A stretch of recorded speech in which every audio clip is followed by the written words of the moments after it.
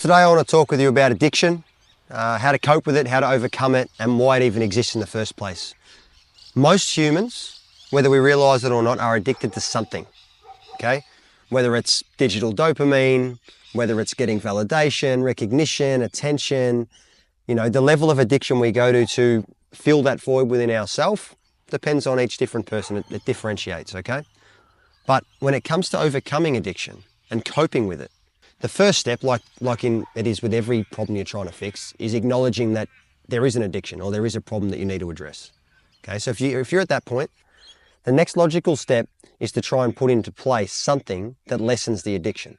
Most people talk about cold turkey or just change this habit and all those type of really quick fix type of responses. The challenge is that most of us can't sustain that. We cannot sustain a level of change that quickly, because if we could, we would never have got addicted in the first place. So one thing I'm really big on with the people that I work with and the people that I teach and guide in my life is I talk with them about working with your weaknesses, not your strengths.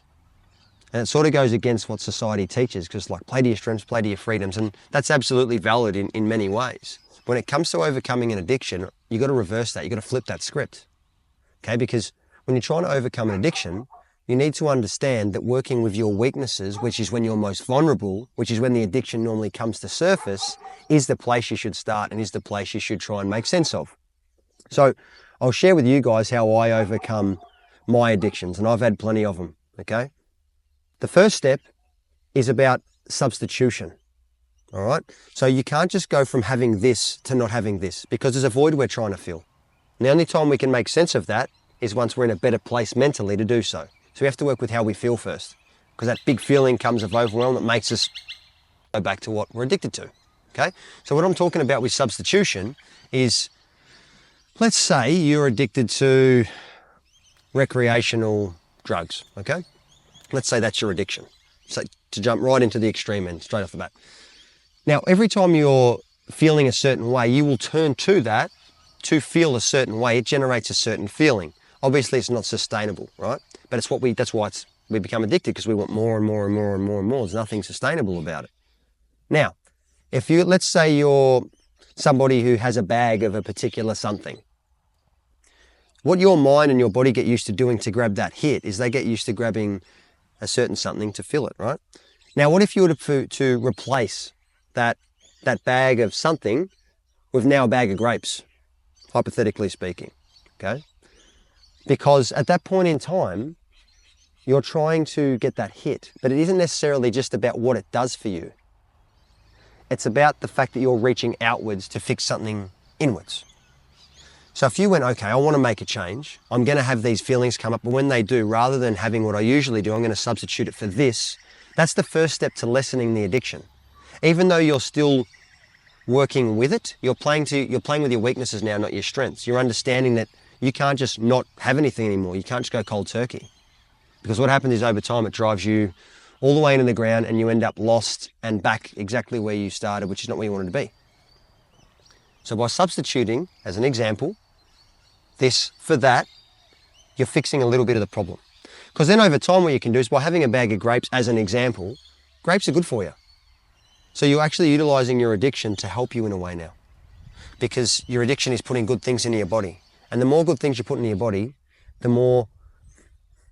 the better you're going to think, the better you're going to feel, the more you're going to be able to execute and lessen that addiction. So then once you've come all the way back down to exchanging that bag of this for that bag of grapes, now what you can do is you can go, right, every second or third day I'm going to have that bag of grapes. But in between that, I'm going to test myself and I'm going to challenge myself to not go with it. And slowly, slowly, slowly over time, you lessen the experience of addiction. Now, I've given you just one random hypothetical example there, but think about how you can apply that in your life to whatever your addiction is. Is your addiction with alcohol? Is it with drugs? Is it with women or men, depending on how you choose to express yourself in that way? Is it with work? Is it with needing to hold an identity all the time because you don't feel you're enough without it? Is it something completely different? For you, you'll have your own version of it. But if you could apply that concept of substitution as a starting point, and then from there becoming competitive with lessening the amount you feel you need that hit, you're going to be able to make more sense internally as to what's going on and why you feel you need that to feel better right now. It's a very rare thing that people go out and are addicted to things that are good for them. But if you do have an addictive personality, that is where I suggest starting. Become addicted to things that are good for you. Because when you do that, that's your best chance at becoming addicted to nothing. By having good things, good habits, good traits, good characteristics, good routines, good thoughts, good emotions that allow you then to move forward correctly without the addiction. All right, so this is a really good starting point and an introduction to how you can do this.